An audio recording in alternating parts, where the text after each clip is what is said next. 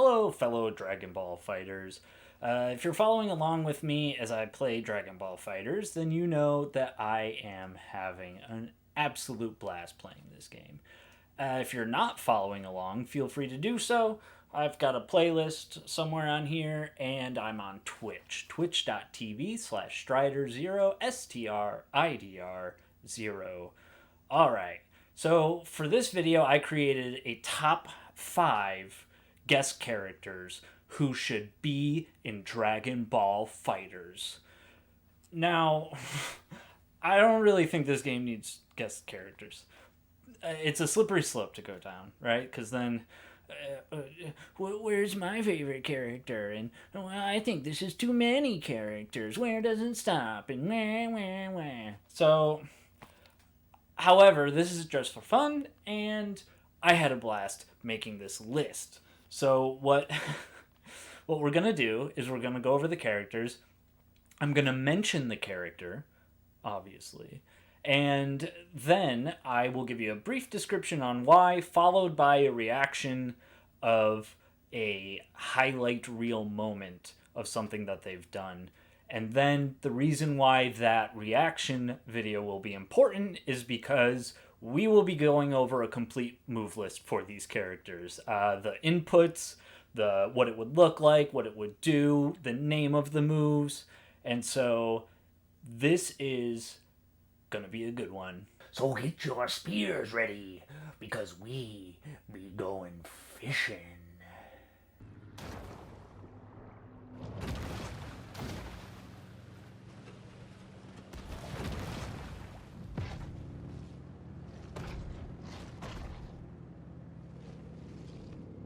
Who's your favorite character?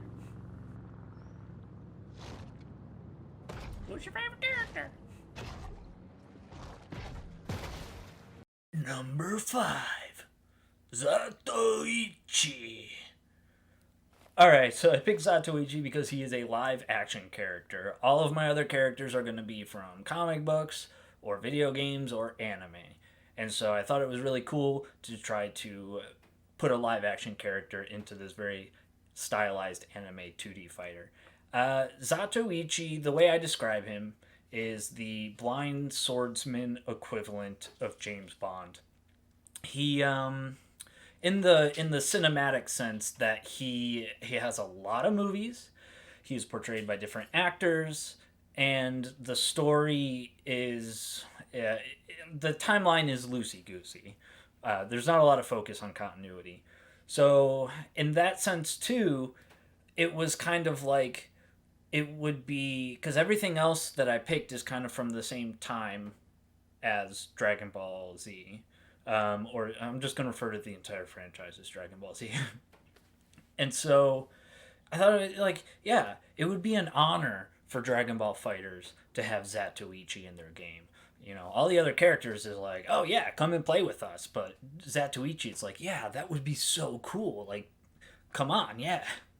And so I've got a cool fight scene, cool little duel to watch, and let's go to that. Alright guys, we are going to watch Zatoichi's nastiest opponent, and that is according to Max Brazil. We're going to go ahead and give that video a like. We're going to go ahead and subscribe to this guy, because it's only 2 clicks to like and subscribe, you guys. Here we go. So these guys are bad guys. They're running away. Who are they looking for? They're probably looking for her. These stories are very cliche in the sense that, like, Cowboy Bebop, the stories are very basic, but the beats are so satisfying. Here we go. This is clearly a bad guy. Yep. Huh? Who's that? Zatoichi, our hero. Here we go. Yeah, they always call him a masseur. That's technically his job. I'll take your head too. Oh, okay. So then he's like, yes, stay back. I'll protect you. But then he's like, well, but do you want to go with him? Like, because I don't know what's going on here.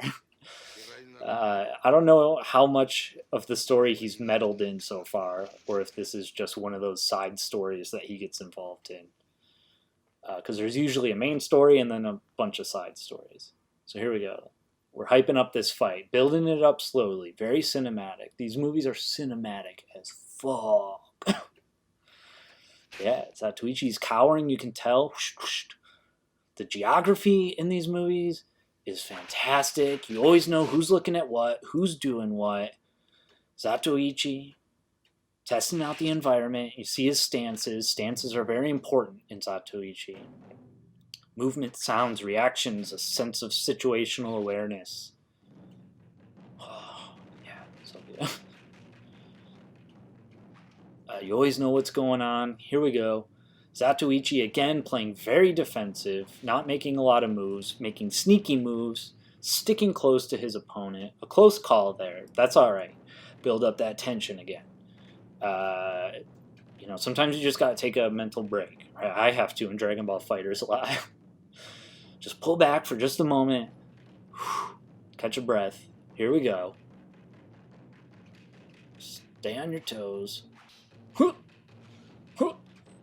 Oh, 1, 2, back to back. Back to back. Back to back. Yeah, I don't know if he's going to make it, you guys. It's not looking good for him. Very sneaky. Oh, yeah. Very defensive. Where'd he go? Huh? What? Oh, tricky. He knows exactly where you are. But even when he's attacking, it's wild. It's crazy. He's basically counting on luck. He's flailing about. He's just mashing auto combo. Yeah, the stance. Whoosh. He knows. Ready to attack. Be on the lookout, but, don't attack until you hear him. Whoosh. Loses his footing. Probably trying to catch a breath. Injured, but clearly still a danger. So he's slow. The bad guy maintains character. A very stoic stance. Zatoichi cowering. Very Dragon Ball Z. Oh, he got cut. Oh, that's such good escalation. Dragon Ball Z does that kind of escalation. Yeah, it's like, oh, but he couldn't dodge that move. And it's like, yeah, you got to put the thing in to muffle the scream, and then boom. Wait, I want to go back. All right. Yeah, classic Dragon Ball Z. Here we go. I wouldn't be surprised if Toriyama watched some of these movies. Look at how clean those are. Clean and fast and precise. You know what I mean? Zatoichi comes in clutch. That's a good trait to have for a Dragon Ball fighter. Yeah, but he's probably got when he takes off his robes or clothes, he's got tons of scars on his back. Yeah, he's an anime character. All right, Samaritan Zatoichi, 1968. That's Katsu Shintaro, Makoto Sato, Kimiyoshi Yasuda, and the Taiko drummers giving us that sweet, sweet percussion beat. Oh, no.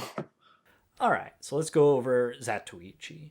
One thing you do have to know, though, before I go over Zatoichi, is that I gave every character a special thing, a special little gimmick that makes them completely unique to the game.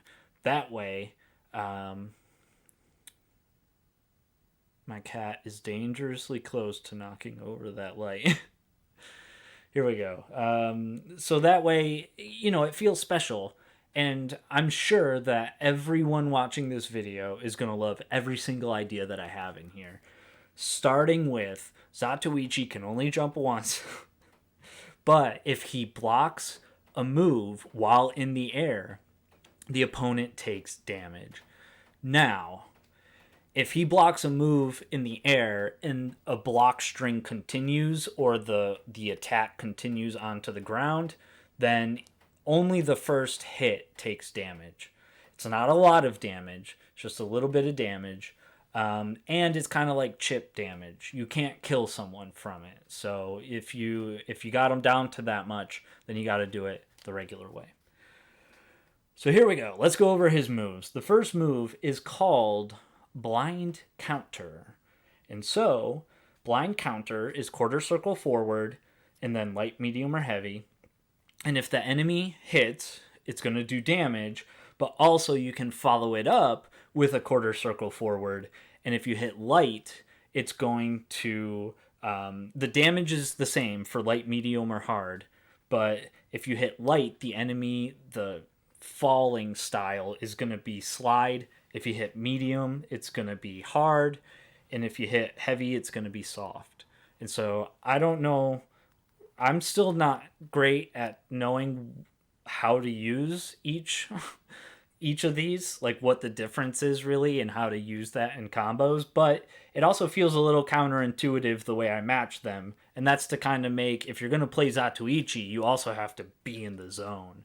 And so that should be fun.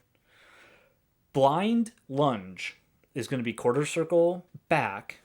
And then if you do L, he's going to go regular.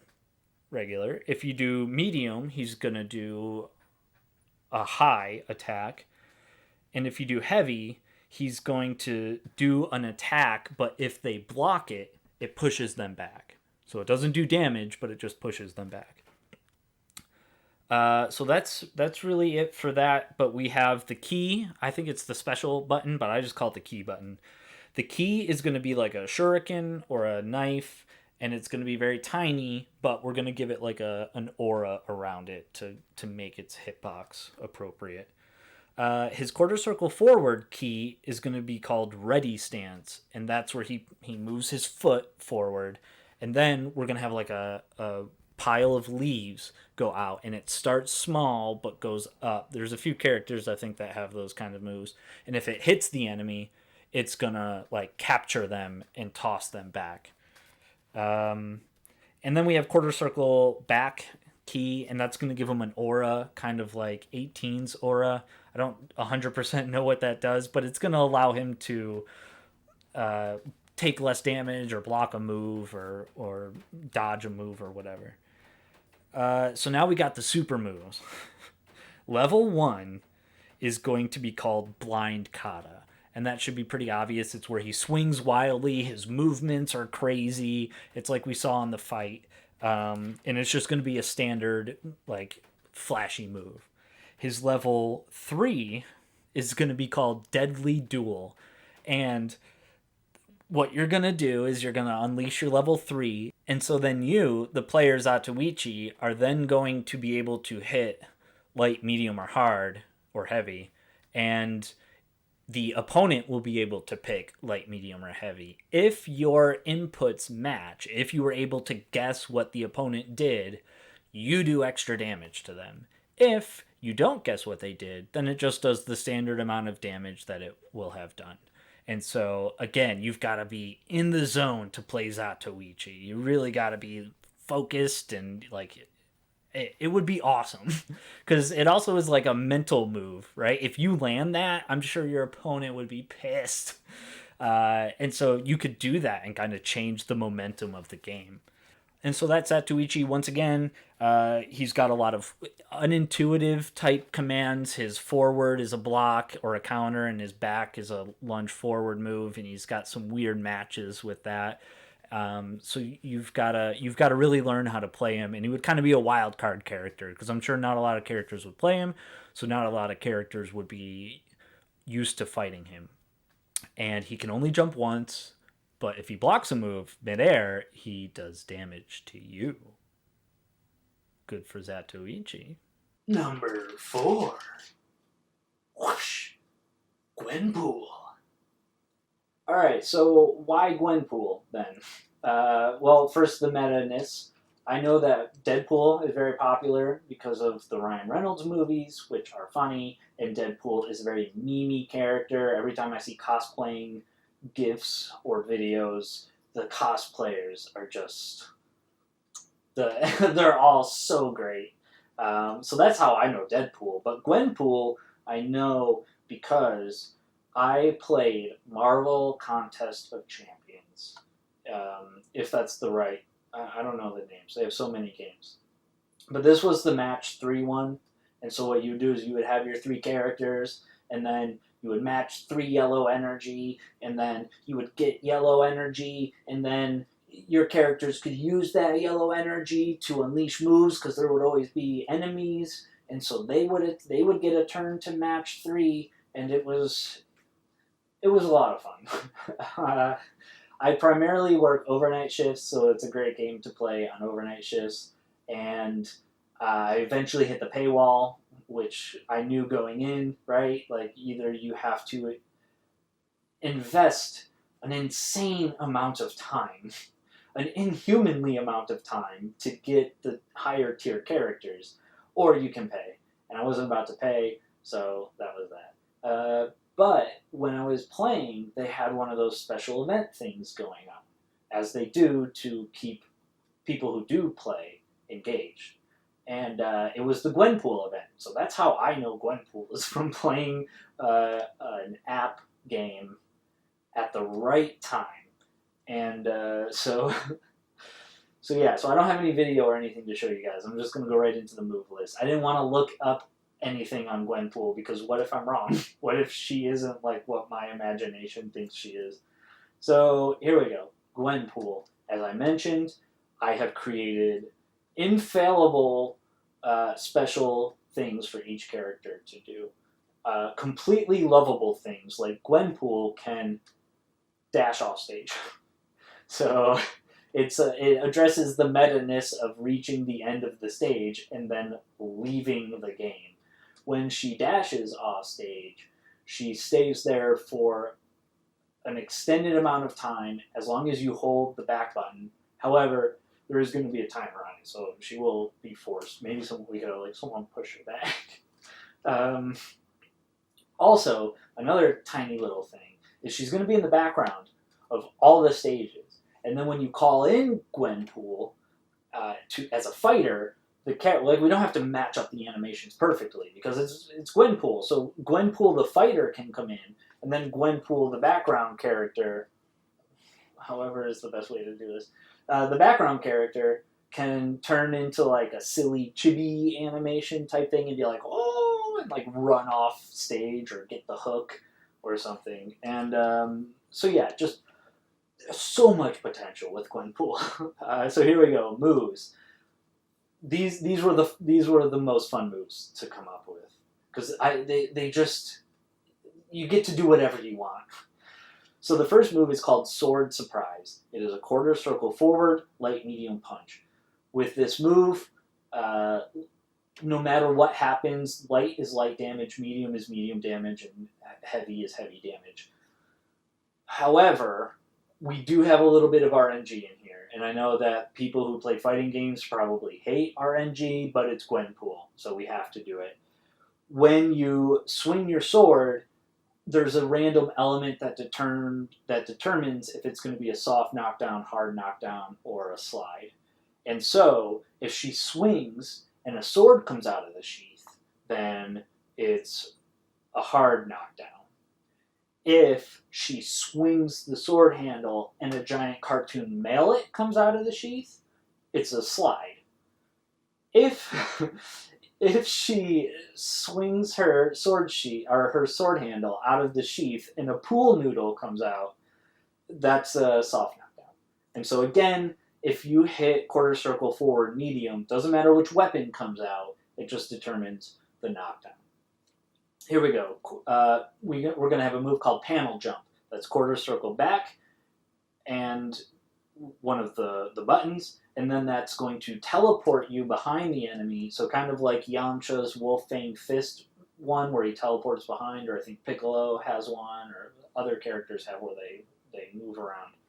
So what's going to happen is, behind the character, a black and white manga panel will appear, and then Gwenpool will bust through it, and it'll rip open, and then she'll do her attack. So again, so much fun to make this character. That only works on the ground. If you are in the air and you hit quarter circle back, then she does a belly flop. And when I say that, I mean she just goes straight down.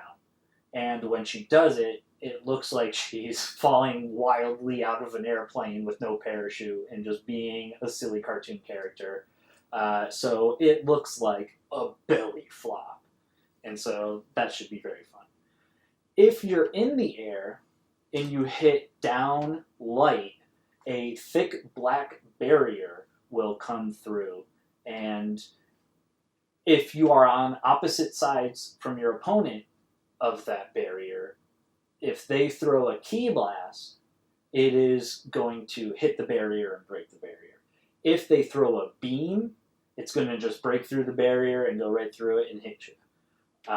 But any other moves, it doesn't affect. It's not affected by dashing or lights or mediums or heavies. Only key blasts. So it's kind of like creating a comic book panel that you're playing in.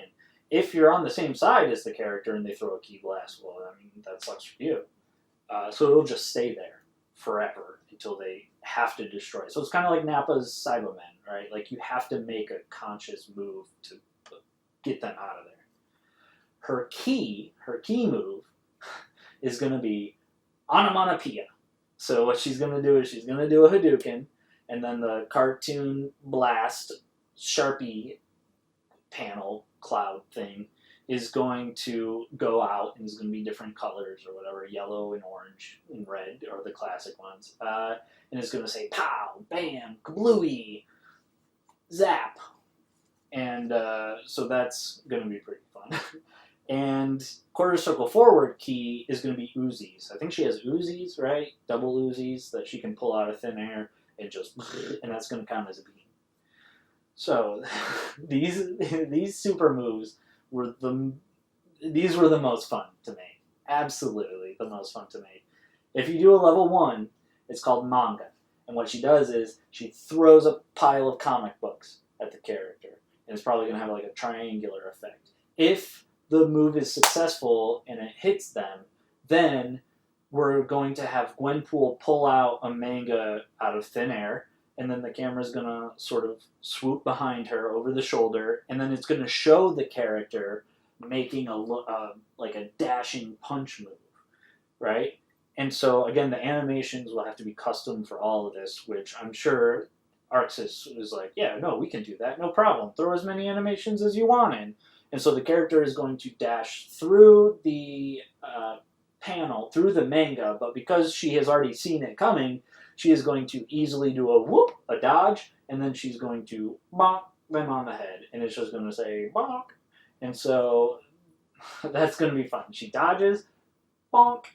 And so then we have a level 2. So much like the Beerus ball, he throws the big ball, and then he throws a little baby ball, and that explodes into the super duper explosion.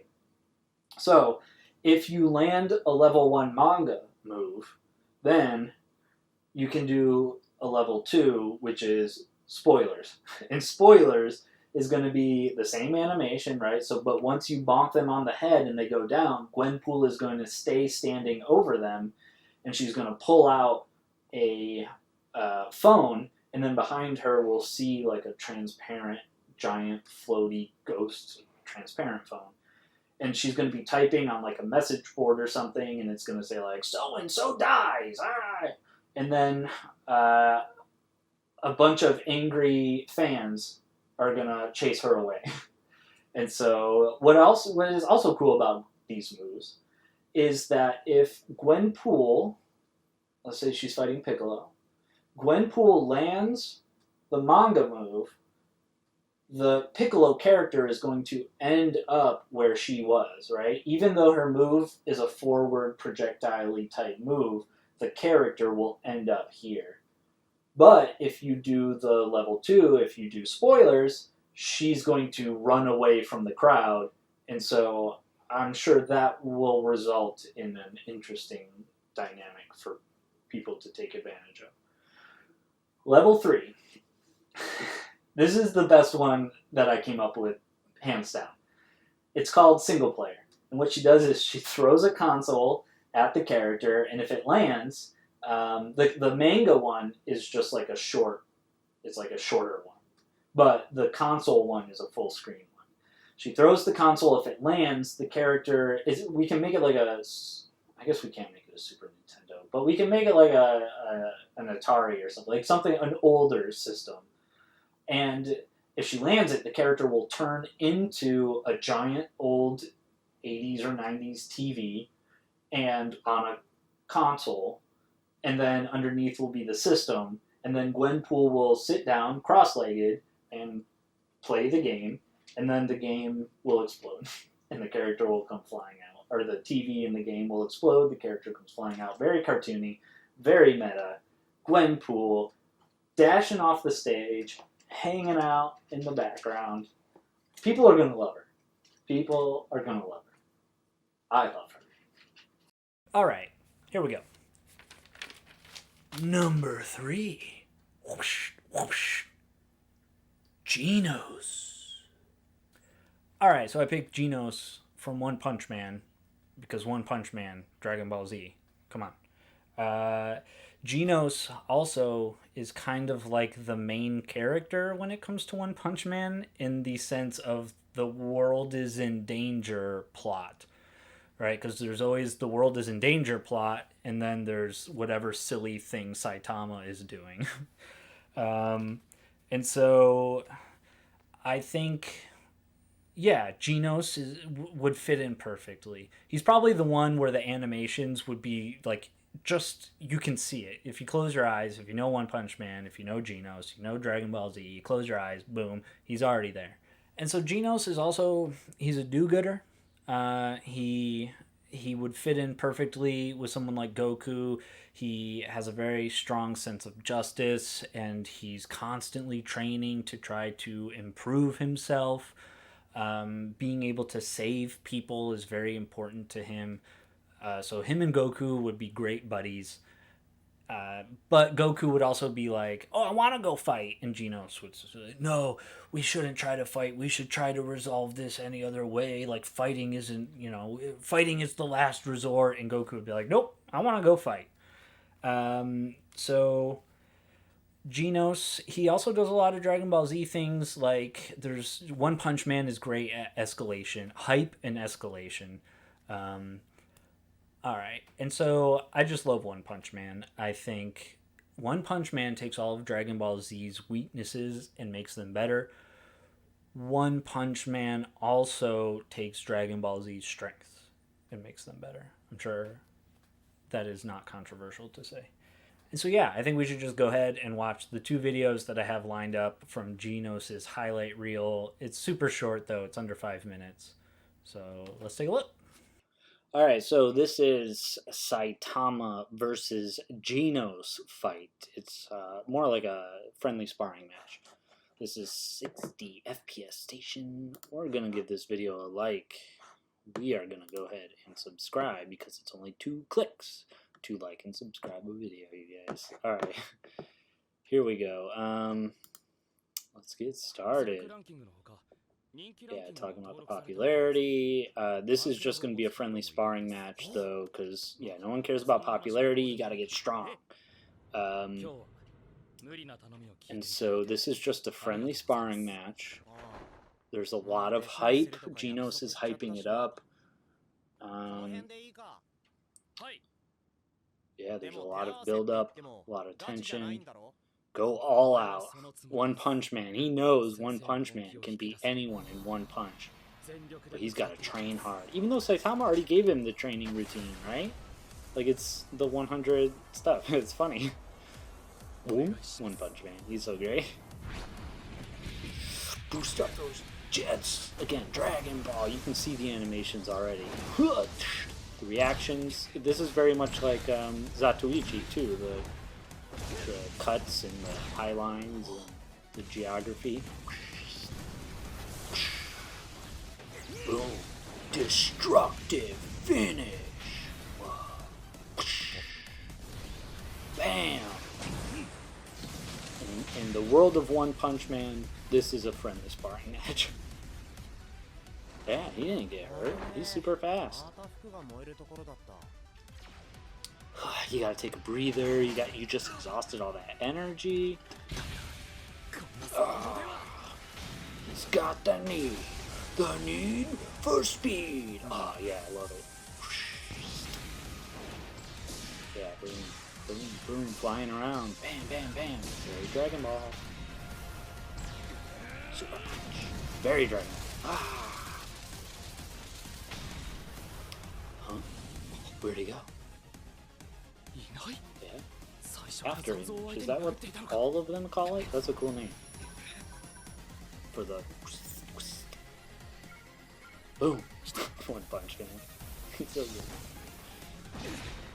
Oh, mega cannon! So again, there's so much escalation in the movie. It's always, you know, it's always one move more whenever you need it to. Whoop. One punch, man. See, I don't feel like that's a cheap shot by Genos, because he did say, let's go all out, and One Punch Man had not ended the fight, and Genos knows that he's super fast. So, yeah, no fooling around, buddy. He said that, and you agreed to it.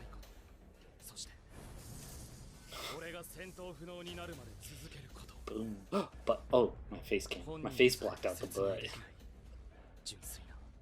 Yeah, he already told him. But it's so cool. Yeah, you gotta fight to keep going. Alright. We're not gonna show it. You gotta watch the show. You gotta find out what happens. It's awesome. Alright, let's go to this guy. This is Genos versus cockroaches. Alright, give him that 2 clicks. Here we go. You got the screen for the copyright stuff. Here we go. What happened here, huh? What? This is yeah. You just the art of introducing a character. Both shows have, for sure. Whoa.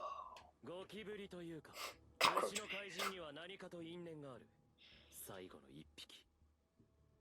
Yeah, Genos fights a lot of bugs. Bug-themed villains. Yeah, just so you know, I'm strong. Wow. So boom. Fast escalation. Bam, bam, bam. Cockroaches are fast. He's running around just like a cockroach would at super speed. Huh? This is just like his fight. This is why he needed to train. It's a good thing he did. Whoa. Oh yeah, he's slipping between the buildings. Oh, you leave me no choice, of course, because you can't... If you reveal your move, then people know you have it, so they can defend against it. So using a move is a very important thing. Yeah, he didn't even want to equip it, like it was too powerful or something. Like, it's so great.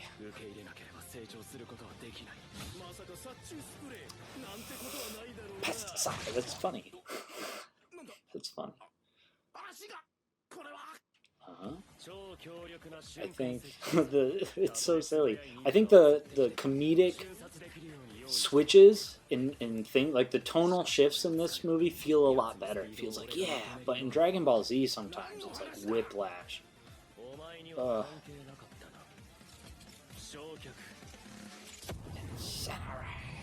Yeah, he's got the gel to like fight the other guy who's annoying, who just fights him to be an a-hole. Huh? His feet. Yeah, that's like a bug. He fights like a bug. He sacrifices limbs to fight another day. Huh? Something's coming back. What is it? I don't know. The clip ends before we find out. But you should watch it. Alright, let's go back to our move lists. Alright, here we go. Genos' move list. So, Genos' special ability is he's going to heal very fast when he's away. He's going to just whoop, fill super quick. And he doesn't lose the red damage to blue damage ratio. Or if he does, it's at a much smaller percentage. The reason why is because Genos, he loses his, just like Cockroach Man lost his limbs, Genos is losing limbs and abdomens and legs and all the time. And then he goes to that doctor guy, and then he gets repaired. Easy. No matter what happens, he always comes back. He's like the hero. He's the good guy. He's the one who's gonna save us. He's gonna get all the S-class heroes to be friends and save the world. Alright, so let's go over Genos' move list. First move on the list is Instant Adhesive Gel. So, as we saw in the clip, he's going to shoot back a jet of adhesive gel, and how light is it lasts a little bit, medium a little bit more, and heavy a lot longer. When the opponent lands in it, they're stuck. And so I'm not great at the game. I wouldn't know how to take advantage of that move. Yeah, so he's kind of got like a trap, like Arxis, Guilty Gear, Testament. He could lay down those tree traps or the invisible blood traps. So that makes sense. All right, so the next move is Jet Drive Arrow, and that is, of course, quarter circle forward. If you do a light, it's just normal. If you do a medium, it's the Yamcha Wolfang Fist. It goes behind him. And then if you do the heavy, it's just a kata of a super cool looking move. That's pretty self-explanatory. We've got boosters. Boosters is if you jump and you hit quarter circle back in the air, right? Instant adhesive gel is just on the ground. Boosters you can do in the air. If you do that and you hit light, you can pick a direction. So kind of like Ori and the Blind Forest, how you can jump up and then so you can pick a direction and go there. If you do medium, he does longer. If you do heavy, he does a full stage boost. For his key moves, his key is just going to be a regular blast. His quarter circle forward key is going to be a bigger blast, so like a beam. His quarter circle back key is going to be a blast, but also he jumps back. So kind of like Yamcha, how Yamcha has a jump back ability, but his key blast is going to stay where he was. So the character would have to jump into it. So if a character is dashing at you, they can dash right into it. If you press down while you're jumping and hit key, he's going to do like a Iron Man-y type pose. And he's going to go whoosh and shoot towards both directions, towards the corners of the stage. His supers. I love his supers. So for level 1, it's called Arms with Chores. And so he's got swappable arms. And in one of the episodes, Saitama is like, you should do some chores to help focus your mind or something. And then he puts on these arms for chores. And so we can have fun with that. He can do a spinning move, and then he can have a broom and a dustpan and a duster and all that, and a vacuum, all that fun stuff. Level 3 is Incineration Cannon, which is that move that we saw at the end there where he puts it. It's just a super awesome looking move. It's, are you brave enough to take this one? Whoosh, Incineration Cannon. Genos has a level 7. Level 7 is called Core Destruction. He explodes. It's a grab, and he explodes.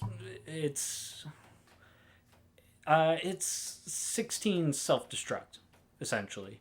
So he destructs, kills the other person. He's still left alive with just a little bit of health.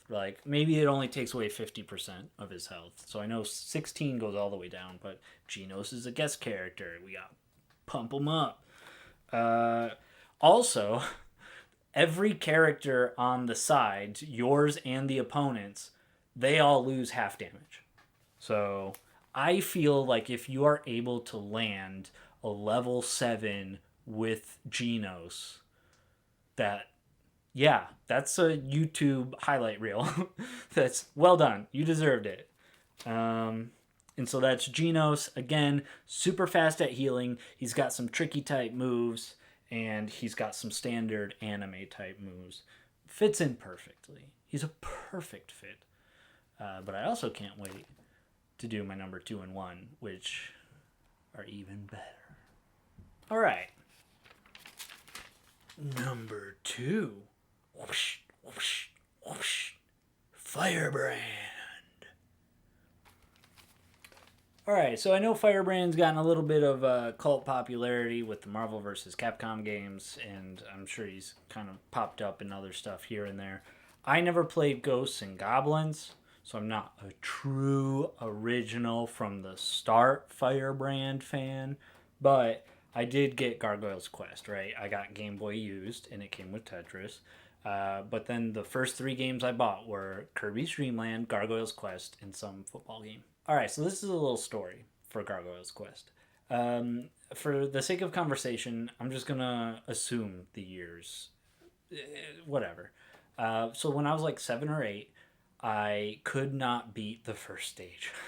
Like, it's a side-scrolling platformer game, and you gotta climb stuff and shoot stuff with the fireballs that come out of your mouth. And I could get to the end boss, but I could never beat the game or the stage. And so I gave up, right? Like, my dumb little child hand-eye coordination just could not handle it. All right, and so that was when I was about 7 or 8. So we'll say a few years later, I'm about 10 years old. I could beat the first level, and upon beating the first level, you go through this door, and then the world opens up to like a top-down, like Zelda 1 or the Turtles game for Nintendo. There's like a top-down world, but then also once you go into something, it becomes a side-scrolly thing. So that blew my mind. I was like, I was so far off. This isn't just the first stage. This is just the first step of this quest. Like, holy cow. 8-year-old me was pathetic at gaming. And so that was pretty cool. And the back of the box and the manual never hinted that that was even a thing. So that was like, yeah, of course I wouldn't know, right? Like, I didn't have the internet or like, I had some gaming magazines, but not a Gargoyle's Quest one. So then I progressed to a point where you have to like get to this desert and there's this force field, and I'm sure I couldn't figure it out, which is probably because I didn't talk to someone in a village and I probably wasn't paying attention. And so you get to this cave, and you got to take a very specific path. And I just couldn't do it. So I stopped playing it again. And then years later, so I was about 15 or 16, I think, I was going on a road trip, like a family road trip. And then I was like, sure, let me take this game. Maybe I can do something with it this time, right? I'm in a car. So I was able to beat the game. And that was super awesome. You know, to go from 8 years old, the game being the first stage being impossible, to 10, which was then like, I didn't even scratch the surface on this game, to 15 or 16 and finally beating the game. It was a cool Gargoyle's Quest, but also it was a very cool personal quest. So I have some footage here. I'm just going to go through gameplay footage, and I'll show the first level, but then I'm going to skip around and just hope that I hit a bunch of cool nostalgic stuff. All right, here we go. This is courtesy of Nintendo Complete. There's that like, there's that subscribe. It's only 2 buttons, just saying. Nintendo.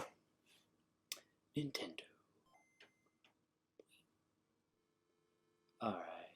Yeah, this music, the green, the scroll, it just, like, the hairs on the back of my neck and on my arm just tingle with nostalgia. So, it might not do it for you guys, but I love it. Alright, here we go. An unknown army attacked. The king has been... Gwah! I love Gwa. Gwa! They are very strong. Yeah, these people are like coming up to you and dying at your feet. Firebrand, return to the realm immediately. Hurry before they close. Dimensional portal that leads here. Oh. And then you go off on your quest. That's how it starts. Very basic, very easy, very grim, very dark. All right, now we are going to watch this at 1.25 speed. Go through it a little quick. I love how you usually start on the outside of wherever you need to, or like through defense walls or over a bridge. So the production design, yeah, you got to get it. You got to get everything. If it's there, you got to get it. I relate to that.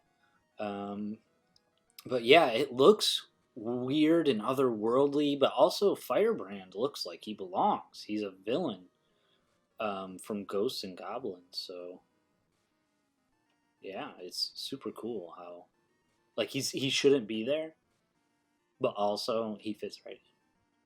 So yeah, run up. Those trees, those faces. Yeah, that one I don't know about that one. The heart, he didn't get hit yet. There you go, those little spider bat things. I thought those ghouls were. I thought those guys were like schnauzers when I played the game as a kid.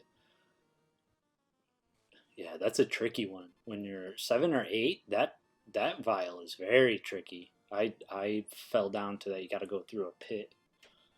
I fell to that a lot. All right, here we go. Still going. Got to fight the schnauzers. Yeah, you can manipulate by being if the enemy's off screen or not. You can manipulate their entrance. Boom, boom. Hit them twice.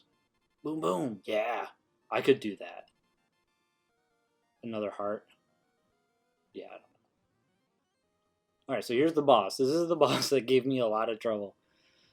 Yeah, he shoots out flaming heads. He just goes up and down, and there's a tiny little bit of area that you can climb. That's it. You get to the end, stage comes up, which was cool. Cool little detail. And then boom, you go through. What? What? That was just the dimension portal? Now I'm actually in the ghoul realm? And then you get into like RNG fights and you get vials and talismans and all sorts of cool stuff. So yeah, you go into the village, you talk to people. Some of them are fellow gargoyle types, some of them are strange people, some of them are ghouls. Some of them will fight you, some of them will spar with you, some of them you can buy stuff at the store, exchange things for stuff.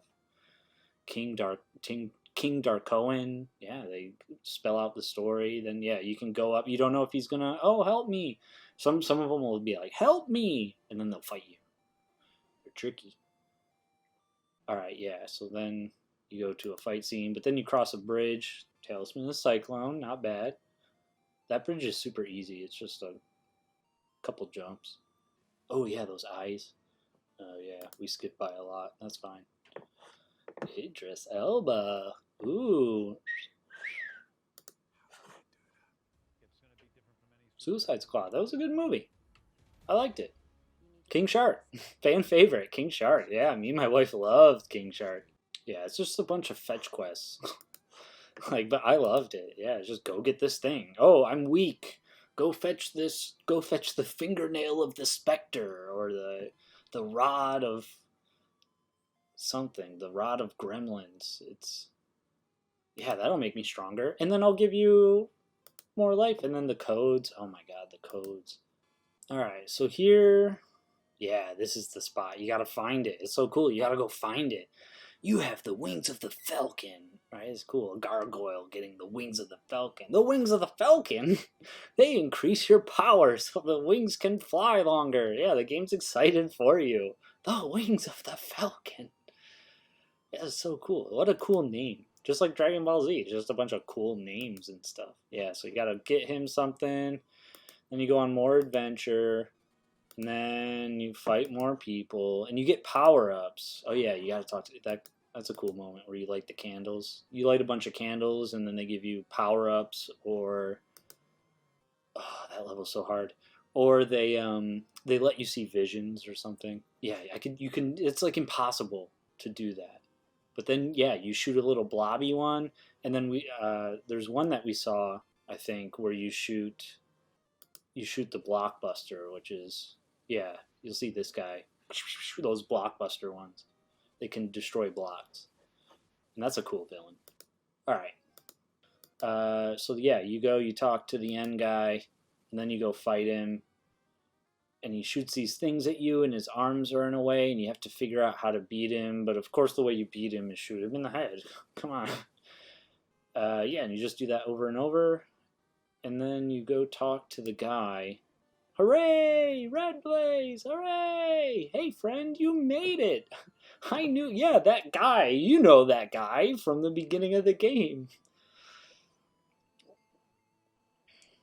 Anyway. This game was ahead of its time. Anyway. Oh, yeah, so I missed that. I was too busy laughing at anyway. Oh. Gwah!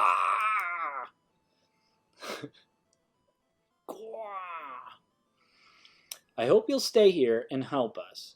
By the way, Firebrand, Earth is yours. By the way, if you can conquer the Earth, you can be king there. Good luck. Yeah. How nice. Yeah, you saved the Earth, now it's yours. Here you go. And then you get the end scroll, and then you get, yeah, it goes through the cast of characters, just like in Mega Man X. StridrZero.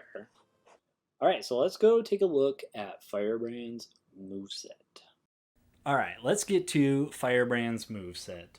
But before we do, we have to go over his special ability. His special ability is going to be he holds out a candle, and instead of doing the classic Dragon Ball Z power-up, the key charge, so when you hit the key charge, he pulls out a candle, and that will instantly fill whatever key level he's on. So if you're on level 2, it will instantly fill level 2. So if you already have 3/4 of it, it'll only fill a little bit. If you only have 1/4 of it, goes the whole way. When he does this, he's invincible. However, there's a cooldown timer on it. So a little bit like in Guilty Gear, some of the characters have little cooldown timers or something, like Zato 1, Zatoichi, and so yeah, you have to wait. You can't just spam that. And then while you're waiting for it to cool down, if you hit the key charge, it just does normal key charge, which can be interrupted. Alright, but getting on to his moves, Wing Lunge is the first move. Kind of a no-brainer. Quarter circle forward is he lunges at you with his wings. I'm thinking like a cyclone, kind of like a Meta Knight thing. Light, medium, or hard determines the length of the lunge. And then you can follow it up with a light, medium, or hard to do the different kinds of knockdowns.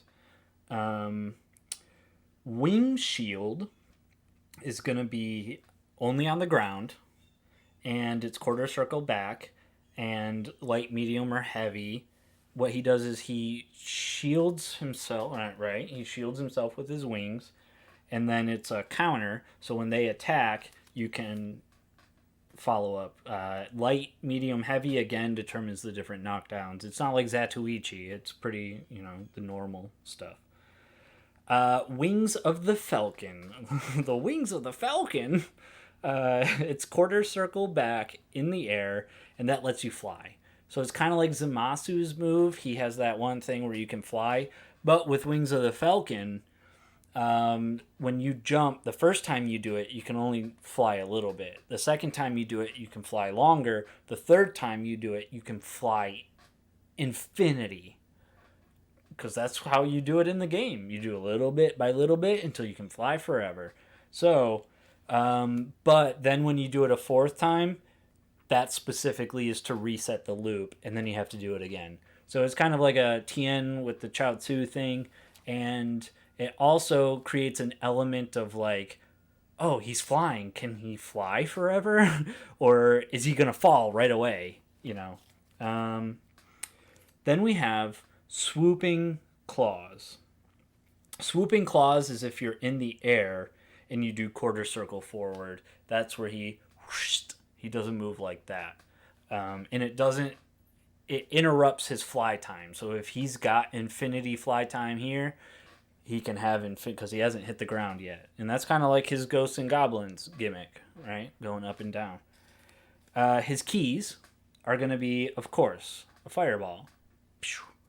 His quarter circle back key is going to be the claw fireball that we saw, or the claw power up, where he will shoot backwards away from the opponent a sticky pile onto the edge of not the edge of the screen, but the edge of the stage. And then if he lands on the sticky pile, not the enemy, but if he lands on it, then he can stay there until he jumps down or doesn't move or whatever. Quarter circle forward key is going to be the blockbuster one that we saw, and that is going to cut through projectiles. So if you do a little projectile blast, it's going to cut right through it. If you do a beam, the beam is obviously going to supersede the blockbuster. If you hit down in key, you can shoot out dark fire. That's the last weapon that you have to use to kill the boss. And that is going to... It's a key blast, but it goes through other key blasts. So it's quicker than a beam, but it overrides key blasts. And I'm sure we'll probably put some kind of cooldown timer on that. All right, let's go over his supers. This one is going to be a little bit longer than the rest, but for good reason. We're going to go on another tiny little adventure. The level 1 is just a fire beam, right? Or we can say like a flamethrower. And so, yeah, he charges it up, and then it's not just a blast. It's a fire flamethrower that burns them, and it's super cool. His level 3 is going to be called Red Blaze. Now, this is weird, but it's my character, it's my pick. I'm throwing it in there. I can do whatever I want. Here we go. On the cover of Gargoyle's Quest, Firebrand is green. And so they did that. Apparently they did that a lot. With Kirby was white, because the Game Boy is essentially white or with a greenish tint. You know, a lot of the characters like that appear white or green. So they decided to make the character green, but at one point, because you could see at the end of the game, we are the legendary Red Blaze. But they keep talking about Red Blaze through the game like that's a character I'm going to meet. Like, that's where I get the dark fire ability that you only use, basically, to beat the end boss. And so, at one point in the game, one of the characters goes, "Wow, you're really red." And it's supposed to be this obvious moment where you're like, oh, yeah, of course I'm red. I'm the frickin' Red Blaze. But, no, like, for me, I was like, oh, holy cow, I'm red? Like, maybe I'm, like, destined to be the Red Blaze, but I didn't even know it. I was just like, yeah, I'm just some gargoyle who's helping out, right? It's my job. I'm a protector. And I also didn't, like, it fit in with the game to me, because if Firebrand was green, as he goes on his adventure, he's not going to care that he's turning redder. Like, he's not going to make a big deal out of it. And I don't imagine a lot of the other characters really would too. So it made sense that one of the characters was like, wow, you're really red. And you go like, I've been too busy fighting people and looking for wings under trees and finding talismans of the cyclones. Yeah, I guess you're right. I am really red. Maybe I just thought I spent too much time out in the sun. So his level 3 is going to be called Red Blaze, and it's Golden Frieza. You fire up, you do a classic Dragon Ball Z power up, and then he turns red. I'm sure he's got like a fiery red aura around him too, and you just get super strong. Or whatever is Frieza's Golden Frieza level 3. How it's the same cost. And so yeah, that's it for Firebrand. That was a lot of fun for me personally, especially to throw in that twist of the green to red switcheroo. But yeah, before we move on to my number 1, which I am super excited for, tell me who you would pick, right? You can just tell me if that's what you want to do. You can just throw out a name. Phantom of the Opera. Or you could write the name and tell me a little bit of why. You don't have to go full out, full tilt, but you know, it'd be cool to not only hear who you'd pick, but a little bit of why. I like hearing those personal reasons, like with Gargoyle's Quest. Makes it a lot more fun to talk about. It's just talking about stuff you like. um, yeah, I don't know why I picked Phantom of the Opera. I mean, I like Lon Chaney, right? That's like another legacy pick. But also the musical. Come on. Andrew Lloyd Webber is a classic. The Phantom of the Opera is here. Inside your mind. I love it. All right. Here we go. Number 1. Whoosh, whoosh, whoosh, whoosh. Guyver! Alright, so Guyver. I love Guyver. I love Guyver, you guys. Guyver is just so great. There's 2 iterations of it, right? And I think they're both cool. I've never read the manga. Both iterations are extremely frustrating in the sense that they just end. There's just no more story. Just, oops, I don't know what they did. They ran out of manga, they ran out of money, they just ran out of something. Or they just stopped. I don't know. So, in my interpretation of Guyver, it is a very scary, like, existential horror kind of anime. There's a lot of body horror in it, kind of like a Tetsuo the Bullet Man kind of thing. It can get pretty disturbing. But yeah, that only makes me more excited to take a look.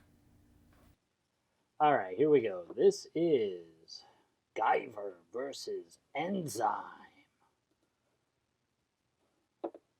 There you go. 2 clicks. All right, so this is like mid-season, I think. I mean, it's going to seem like there's heavy spoilers in here. And, I mean, spoiler alert, but I've got the bookmarks down there. But yeah, this is nuts. Like, this is the halfway point, and what they're doing already is pretty crazy. Let them go. Yeah, these are exposition people. These are, you know, hype men. These are good guy hype men and bad guy hype men. They got to build up their characters, their side. So this is a CEO guy this guy, because he's a bad guy, the good guy meddled in his affairs and now he holds a grudge. Yeah. It's all your fault, Guyver. No, I'm just a boy. Yeah, like it makes all the transformations painful. Like it doesn't glorify the body morphing. And he talks with his mouth open, like they don't even attempt to. Yeah, that's how you do it. So yeah, he turns into like a xenoid. He's a giant monster. And then this is I know some people would probably think it's silly, but that's like Iron Man, the Iron Man cam, where it's like inside his helmet. Oh, and like right away, boom, claw through the chest. No, he was supposed to dodge that. Yeah, and it's got like poison, so he can't heal. And he talks to himself. That's a very Dragon Ball Z kind of thing. Zoonoid. That's what it is. Zoonoid.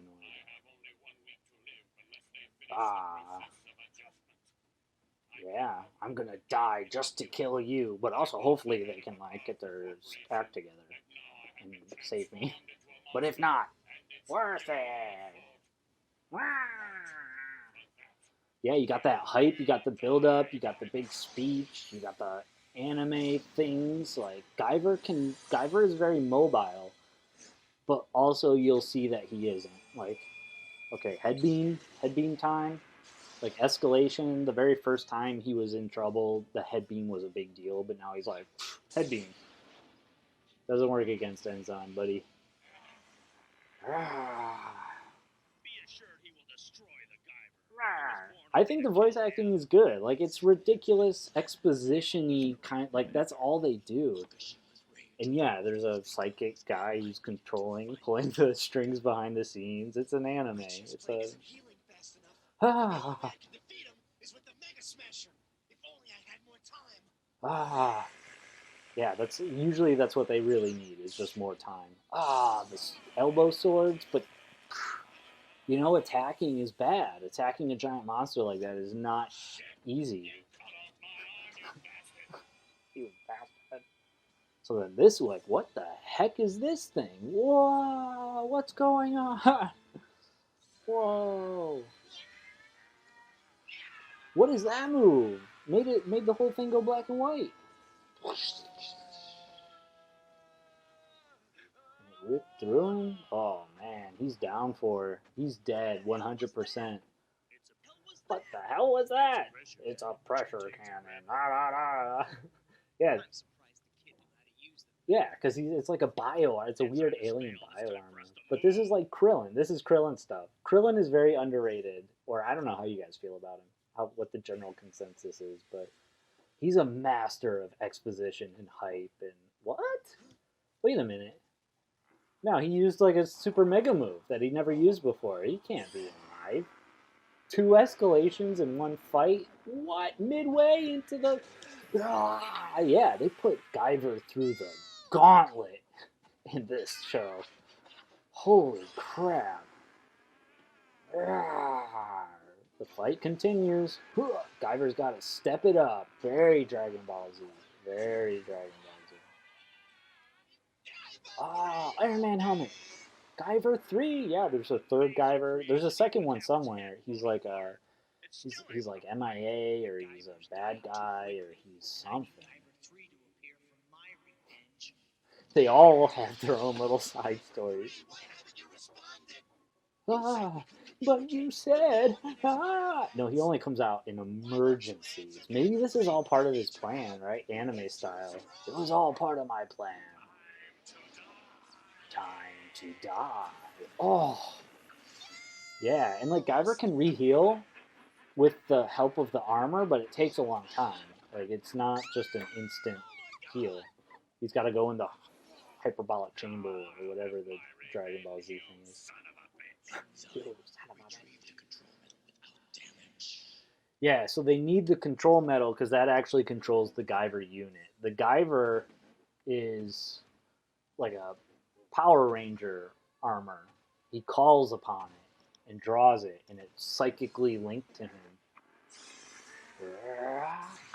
Look how violent that is. Like, he's not just grabbing it, he's like digging in and ripping it out slowly to remove the alien biomechanical.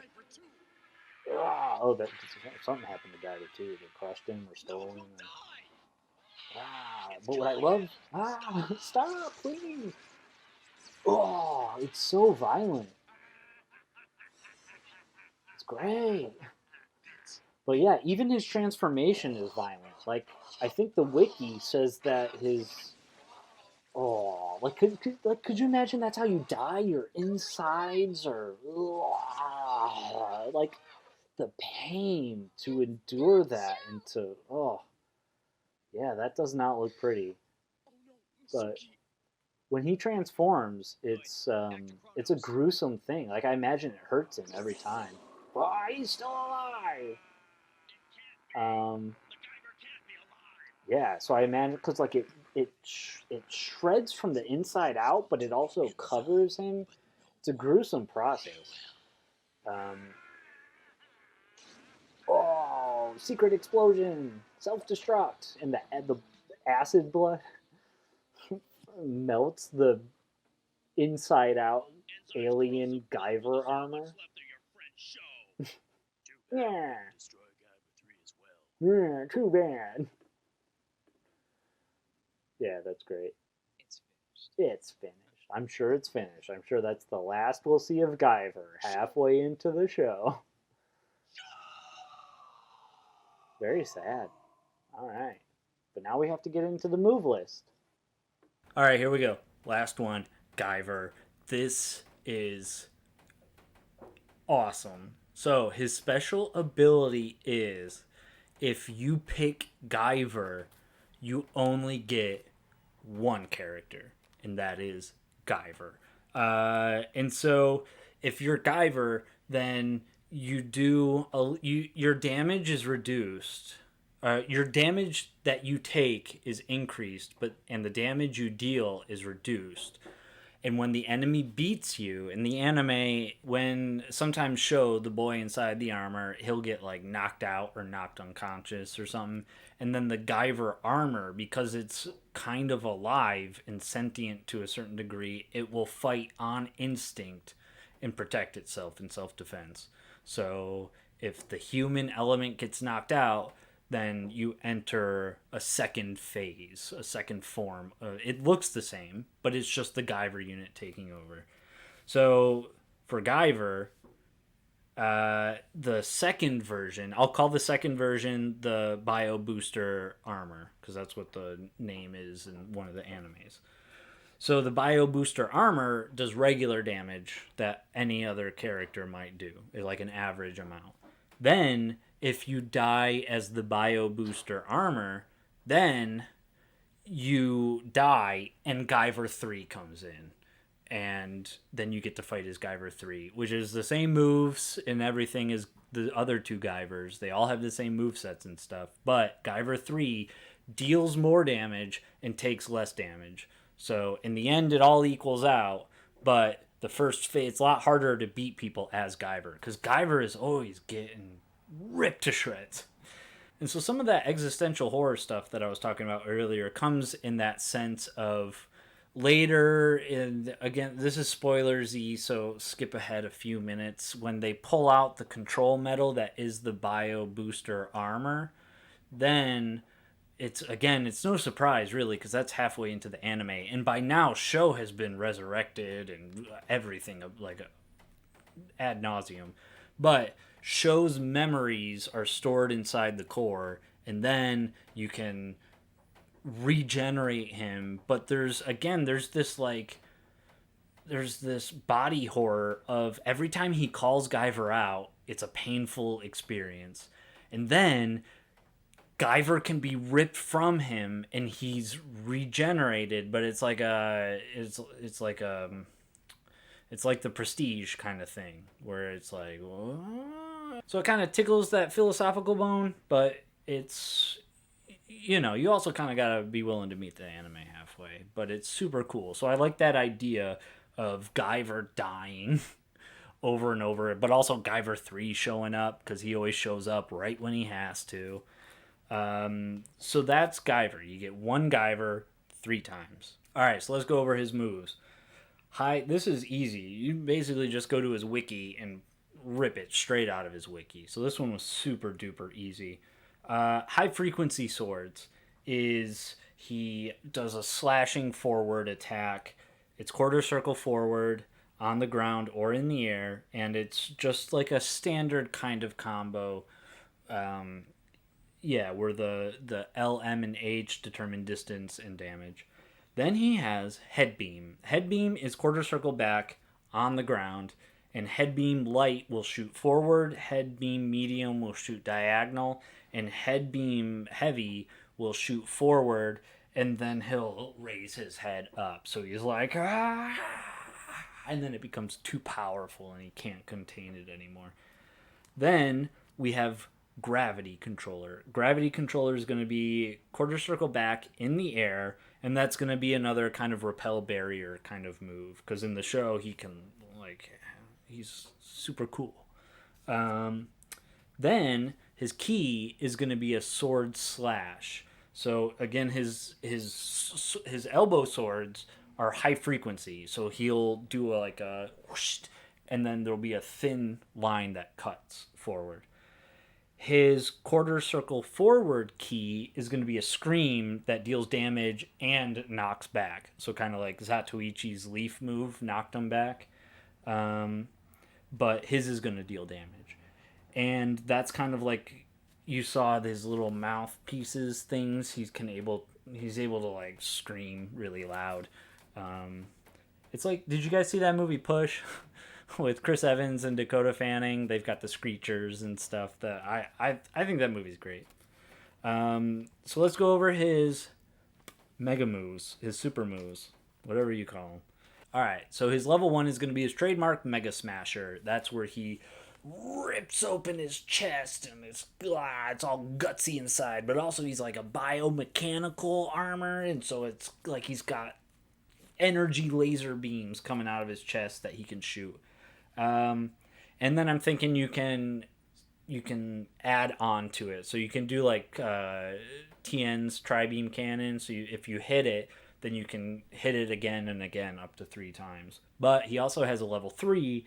His level 3 is the pressure cannon. The pressure cannon is what we saw in the clip where his head glows and starts vibrating, and then his belt buckle orb starts vibrating, and they condense down and create a gravity ball thing, and then he Hadoukens it out, and it's a mega move. And then to go along with the anime theme of always having one final move, we have the level 7 grab, which is all of the Guyvers come out. I think like there's 3 that they're talking about in that clip there, but I think in the anime maybe, or in the manga, whatever, I think there's more than 1 Guyver unit or more than 3 Guyver units. There were 4 Saiyans left: Goku, Nappa, Vegeta, and Raditz. There were only 4, and now you can have a Super Saiyan bargain sale. And so what happens is he grabs the Guyvers, and then it's the Guyver grabs the opponent, and then it's kind of like Ginyu Force, where they all come out and they all do a slash and they all do their poses or whatever, and that's an instant kill. That is an instant kill. I would even go so far as to say that you could just win. You could just win the match. I don't care. It's kind of like a throwback to Arxis with their instant kill in Guilty Gear, right? I don't think Strive has instant kills, but yeah, if you're able to get an instant kill, then sure. And we'll balance it out. If you have a full 7 energy meter, you start to take damage. Why not? You're overloading or something. But you can't die from it. But yeah, if you get up to 7 meter 7, you start to take damage, but also you can win the game. Why not? All right, fellow Dragon Ball fighters, that is my top 5 guest characters who should definitely be in the game. I have a few disclaimers, I guess, and that is 1, again, I don't think Dragon Ball FighterZ needs guest characters. I just don't. This was just a lot of fun to do. And 2, I don't care about balancing the game. I just don't care. I know that these characters are broken AF, and I know that some of their abilities, especially their special abilities, are game-breaking abilities. But, it's a guest character. They're coming in to shake things up. Why not? And so yeah. If, for whatever reason, you are not happy about this, or this ruins your childhood, or anything like that, feel free to let me know in the comments. Call me any mean name you want. I don't mind. All right, and now I will give you 5 ways to keep up with my stuff. We've got YouTube, which is where you are now, and I'll make a Dragon Ball FighterZ Strider Arc, StridrZero Arc playlist. You've got Twitch, twitch.tv/StridrZero, STRIDR0. 3, Necromancer Podcast. We're on all the socials at either Necromancer Podcast or Necromancer Pod. We're on all the normal podcast places. Necromancer Podcast is my co-host Shira and I. We review rom-coms and horrors. She picks the rom-coms, I pick the horrors. And then we remix the movies. We pitch the rom-com as a horror and the horror as a rom-com, so we remix them. It's a lot of fun. All right, you've got 4, Quattros. That's Quattros 4 Gatos, the number 4. Quattros, the number 4 Gatos on Instagram. My Instagram is my cat's Instagram. And lastly, number 5, you've got Letterboxd. Letterboxd.com is like the Facebook for movies. And I write one good thing about the movies that I watch. And so hopefully you like that. Click that. All right, so in addition to telling me who you would pick as your guest character for Dragon Ball FighterZ, also let me know more of what you want in the comments. I've got the Dragon Ball FighterZ sessions. I can do videos like this. I can make 5 more characters. Or, yeah, whatever you want to see, let me know. And hopefully you had fun with this one. Thanks.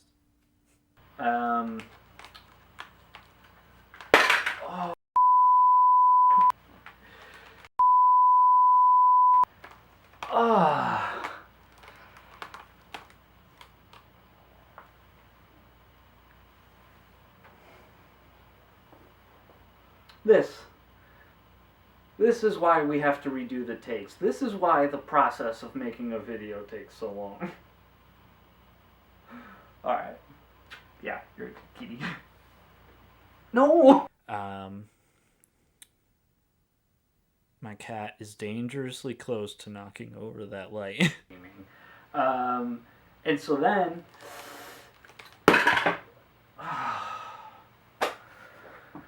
Gosh darn it. Look who it is again. We got 4. We got 4 of these little critters running around. Same cat. He's so cute.